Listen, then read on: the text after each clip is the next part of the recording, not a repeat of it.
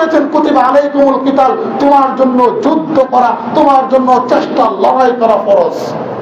মাতৃভূমির জন্য কাউকে ছাড় দেওয়া হবে না। খবর আল্লাহ নেবেন, এই শরীর যে আল্লাহ দিয়েছেন, আল্লাহ আপনাকে এই শরীরের হিসাব নেবেন, কোন রাস্তায় আপনি ব্যয় করেছেন। আমি বলতে পারবো ইমাম মুসলিম রাহিমাহুল্লাহ মসজিদে গিয়ে আমি বলেছি মুনাফিকরা ইসলামের ক্ষতি করছে। আমি বলতে পেরেছি সুদ খাবেন না, ঘুষ খাবেন না। আমি বলতে পেরেছি বিদআতের ধার কাছেও যাবেন না। আমি বলতে পেরেছি ইমাম মুসলিম রাহিমাহুল্লাহ মসজিদে দান করবেন, মন্দিরে দান করবেন না। আমি বলতে পেরেছি যারা মসজিদে প্রধান অতিথি থাকে, মন্দিরে প্রধান অতিথি থাকে, তারা মুনাফিক। আমি বলতে পেরেছি। আপনাকে জিজ্ঞাসা করা হবে এগুলো, আপনার শরীর সম্পর্কে জিজ্ঞাসা করা হবে, ইসলামের রাস্তা খেটেছিলেন কিনা, এই মসজিদের জন্য খেটেছিলেন কিনা, মাদ্রাসার জন্য খেটেছিলেন কিনা, আল্লাহর দ্বীন কায়েম করার জন্য কতটুকু চেষ্টা, মুজাহাদা, প্রচেষ্টা আপনি করেছেন, আল্লাহ আপনাকে জিজ্ঞাসা করা হবে। প্রিয় ভাই, পরিশেষে একটি আয়াত বলে আমি আমার সংক্ষিপ্ত আলোচনা শেষ করছি।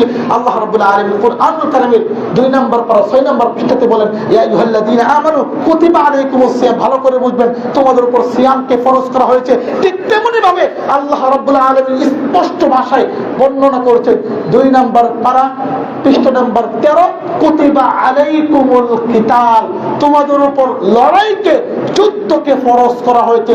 যখন মাতৃভূমির জন্য, যখন এই দেশের জন্য লড়াই করতে হবে, সবার আগে ইনশাআল্লাহ সালাফি মানহাজের লোকেরা, আহলে হাদিসদের লোকেরা এই মাঠে চলে যাবে ইনশাআল্লাহ।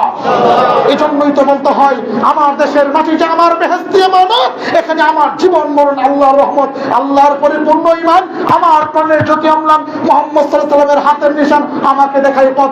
আমি আবারও বলছি, যে আল্লাহ বলেছেন কুতিবা আলাইকুমুস সিয়াম, ওই আল্লাহ বলেছেন কুতিবা আলাইকুমুল কিতাল, তোমার জন্য যুদ্ধ করা, তোমার জন্য চেষ্টা লড়াই করা ফরজ। মাতৃভূমির জন্য কাউকে ছাড় দেওয়া হবে না ইনশাআল্লাহ। আল্লাহ রাব্বুল আলামিন আমাকে, আপনাকে দুনিয়ার জীবনকে, এই দুনিয়ার ক্ষণস্থায়ী জীবনকে ছেড়ে দিয়ে পরকালীন স্থায়ী জীবন, পরকালীন অতি উত্তম জীবনকে গ্রহণ করার এবং আল্লাহ রাব্বুল আলামিনের ইবাদতের মাধ্যমে এই জীবনকে উৎসর্গ করা তৌফিক আল্লাহ দান করুক। আল্লাহুম্মা আমিন।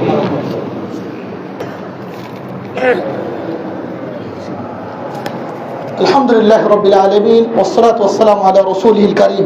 প্রিয় ভাই, আজকের বিষয়